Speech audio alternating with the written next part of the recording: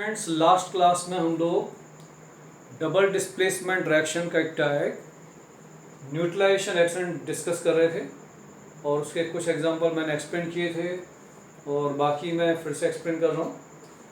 तो देखिए, neutralisation reaction क्या था? When the acids react with base and form the salt and water.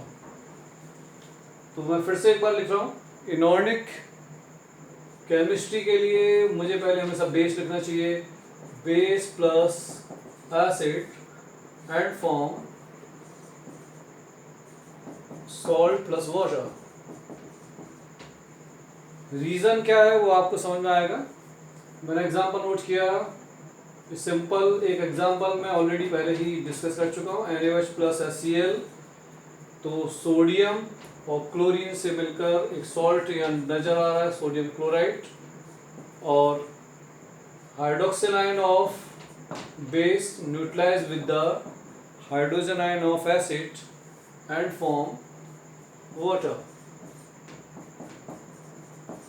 तो ये एग्जांपल मैं पहले ही डिस्कस कर चुका हूँ, तो इसके आगे कंटिन्यू करते हैं।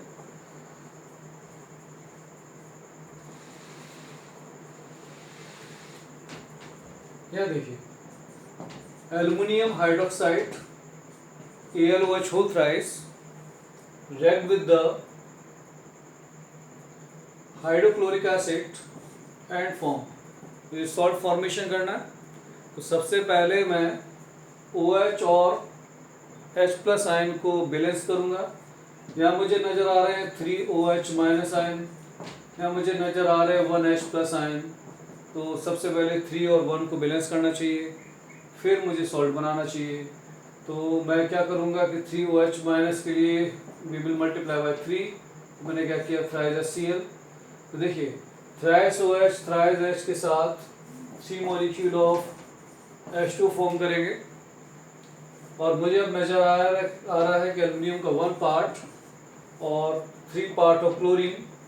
तो फॉर्मेशन हुआ AlCl3, एल्युमिनियम क्लोराइड, और इक्वेशन भी बैलेंस होगी। एक और एग्जांपल मैंने लिखा, फिर से AlOH whole thrice neutralise with H2SO4 and form which type of salt.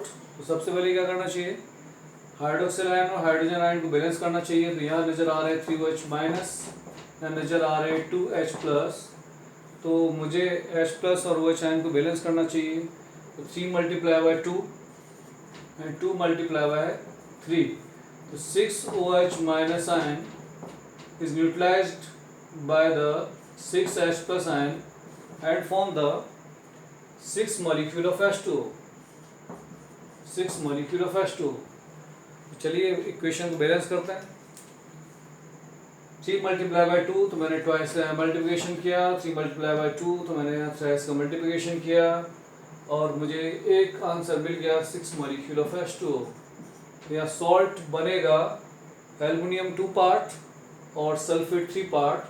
तो आंसर आया Al2SO4 होल थ्राइस। दूसरा तरीका, सॉल्ट बनाने के लिए अगर हमें बैलेंसी आता है तो हम आसानी से सॉल्ट बना लेते हैं। तो बैलेंसी मैं यहाँ नोट कर रहा हूँ कि एल्युमिनियम का बैलेंसी 3 प्लस, सल्फेट का बैलेंसी 2 माइनस, और क्रॉस किया तो आंसर आया Al2SO4 होल थ्राइस। अब क्वेश्चन ये है कि सर सल्फेट की वैलेंसी 2 माइनस क्यों? तो आंसर क्या है, H2SO4 में सल्फेट ने 2 हाइड्रोजन आयन को रिप्लेस किया, तो इसका वैलेंसी 2 नेगेटिव। और यहाँ नजर आ रहा है कि देखिए एल्युमिनियम के साथ कितना हाइड्रोक्सिल आयन जुड़ा हुआ है, 3। इसका वैलेंसी कितना होगा, 3 पॉजिटिव। और भी दूसरे मेथड से, इतना नोट करिए। उसके बाद दूसरा एग्जाम्पल नोट करते हैं।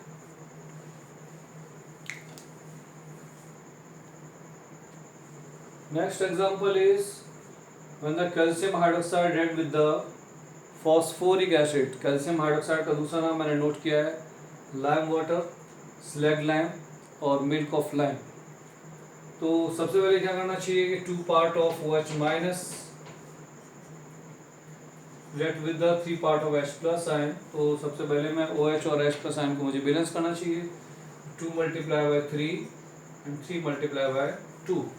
तो मैं क्या करूँगा, 3 COH whole twice and twice H3PO4।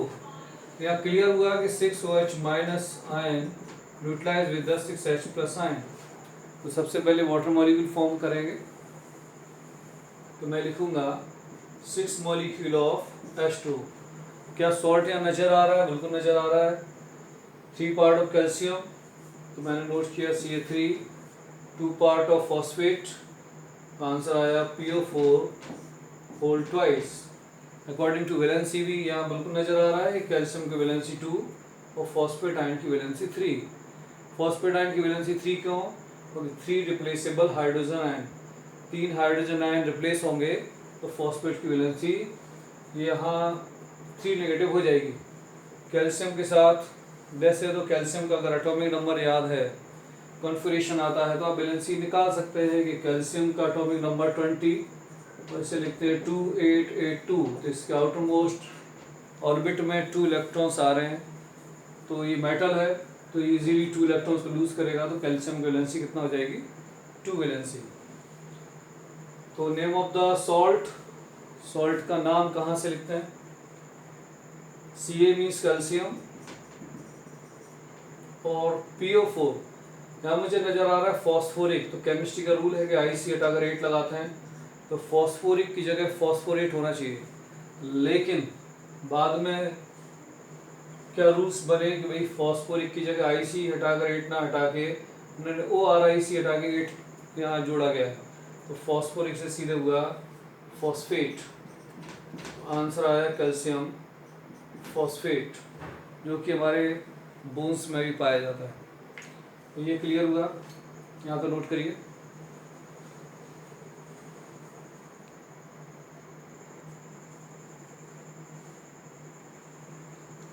इसके बाद कुछ और एग्जांपल्स मैंने आपके साथ सामने नोट किए हैं।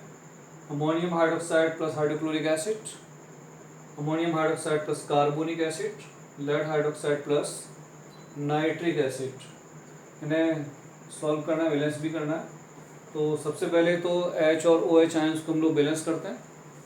तो यहाँ नजर आ रहा है कि देखिए single OH ion, single H plus ion, तो इक्वेशन को बैलेंस करने की जरूरत नहीं है। 1 OH 1 H, तो आंसर आएगा 1 molecule of H2।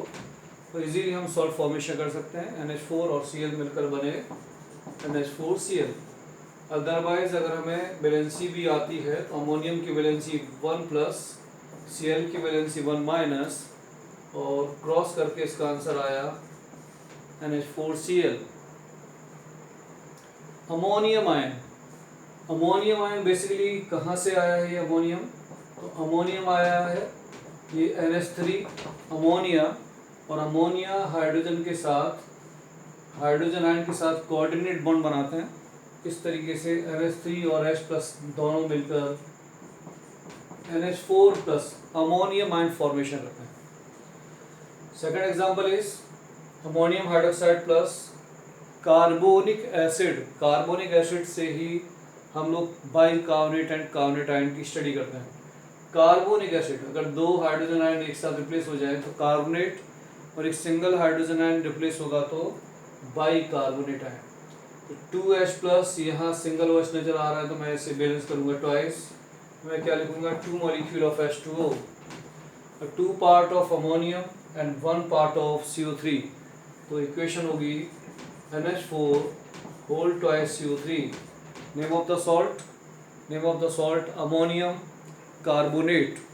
Reason is that carbonic acid, तो क्या करना है? IC हटाकर 8 जोड़ना है, तो कार्बोनिक कन्वर्ट इनटू कार्बोनेट। तो name of the salt ammonium carbonate. Next example lead hydroxide PBH whole twice. अभी OH कितना है? 2 part of hydroxide ion, 1 part of hydrogen ion. Equation balance करें तो सबसे पहले मल्टीप्लाई बाय 2, तो मैंने ट्वाइस किया। 2OH 2H, तो सबसे पहले मैं क्या करूं? 2 molecule of H2O, 1 part of lead and 2 part of nitrate.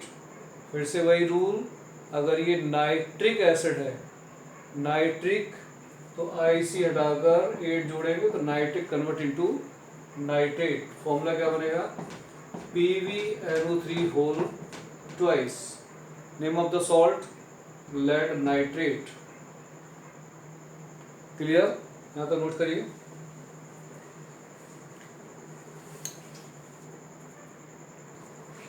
Hello students, बाकी कुछ एग्जांपल मैंने और नोट किए हैं, इसे देखिए। Potassium hydroxide is react with the nitrous acid and form. अब देखिए रूल क्या है केमिस्ट्री का कि यदि अस एसिड होंगे तो अस एसिड के लिए जब भी इनके सॉल्ट बनाएंगे, मतलब अस एसिड कन्वर्ट इनटू आयन, तो आप क्या यूज़ करेंगे? आइट। एक एसिड के लिए हमने टर्म यूज़ किया था 8, अस एसिड के लिए हम यूज़ करते हैं आइट। तो नाइट्रस कन्वर्ट इनटू नाइट्राइट, तो potassium hydroxide react with the nitrous acid and form potassium nitrite. यदि मैं लिखता potassium hydroxide react with the nitric acid HNO3, KOH plus HNO3, तो फॉर्म होता KNO3, potassium nitrate. Next example is sodium hydroxide react with the sulphurous acid. अब फिर मुझे नजर आ रहा है कि अस है तो क्या आना चाहिए? आइट आना चाहिए। तो देखिए होना चाहिए था सल्फ्यूराइट, पर बाद में जो कमेटी उन्होंने क्या नियम चेंज किया, सल्फ्यूराइड की जगह से क्या कर दिया? सल्फाइट। तो सल्फ्यूरिक के लिए सल्फेट आता है और सल्फ्यूरस के लिए क्या आता है? सल्फाइट। तो name of the salt is sodium sulphite. Clear? कुछ एग्जांपल और, जैसे सपोज दैट मैंने लिखा सिल्वर हाइड्रोक्साइड प्लस HNO3, तो आंसर क्या आना चाहिए?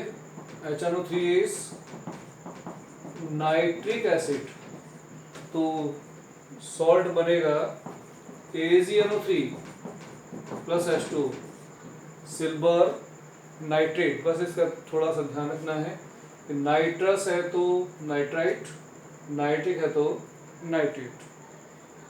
क्लियर? एक एग्जांपल और, zinc hydroxide ZnOH whole twice react with the sulphuric acid H2SO4 and form.